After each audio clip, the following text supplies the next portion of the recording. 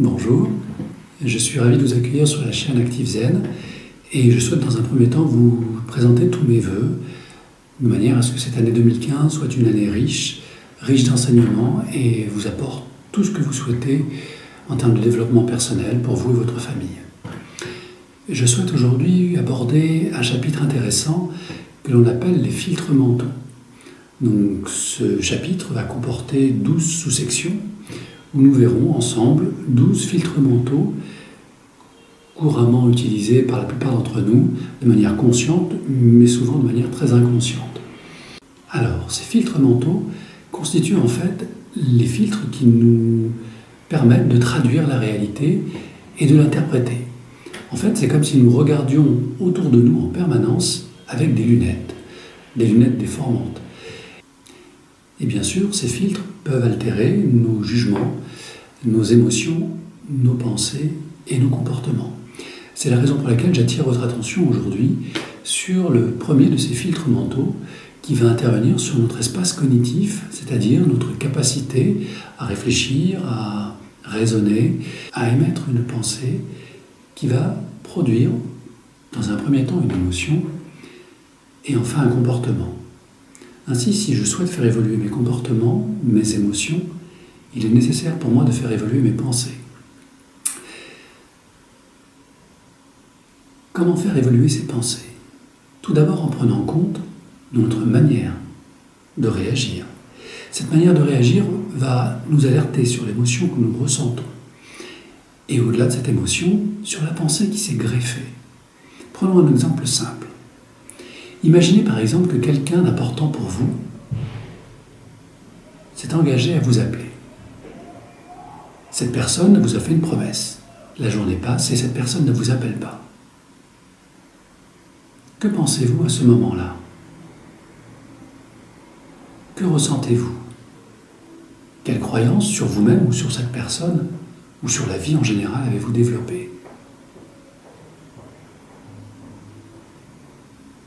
Eh bien, cette croyance, cette pensée a été émise par le biais d'un filtre.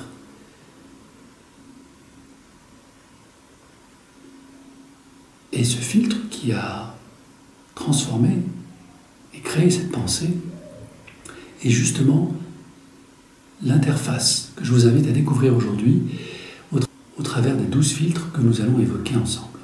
Nous allons donc débuter avec ce premier filtre que nous appelons distorsion cognitive et qui altère bien sûr notre perception de la réalité et qui agit sur nos humeurs. Donc ce premier filtre est appelé le filtre de la dichotomie. La dichotomie en fait c'est simplement le principe qui consiste à dire « avec moi c'est tout ou rien ».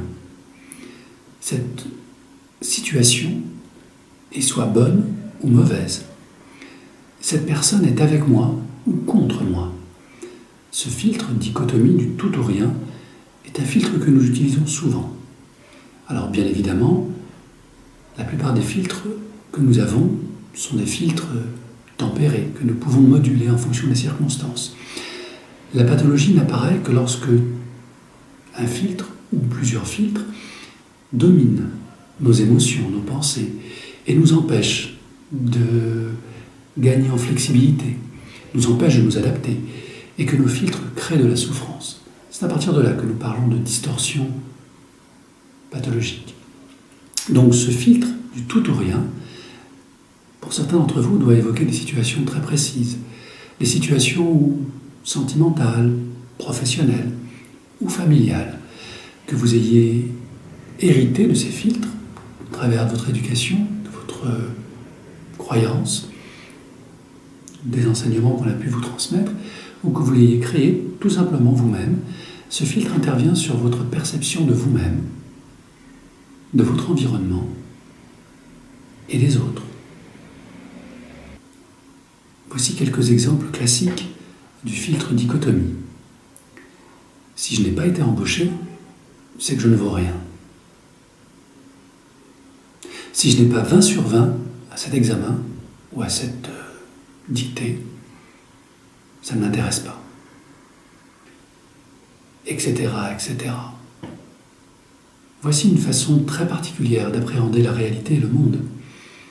Une façon rigide, piloté par notre cerveau limbique, qui nous empêche de trouver de la sérénité, car ce filtre crée beaucoup de frustration. Et nous savons tous que derrière la frustration peut émerger la colère. Ainsi donc, ce filtre nous éloigne de manière progressive de nous-mêmes et des autres. Ainsi donc, observez les gens autour de vous et observez-vous. Ont-ils le filtre dichotomie en eux? L'utilisent-ils ou l'utilisez-vous rarement, fréquemment? Et si cela ne vous convient plus, que souhaitez-vous à la place? Comment ce filtre altère vos pensées? Et comment ces pensées vous retirent de l'énergie d'action, de l'énergie de vie? Vous pouvez changer à tout moment. Et bien souvent, cela passe par une prise de conscience. Alors, je vous souhaite une belle prise de conscience autour de ce filtre dichotomie, le tout ou rien. Merci.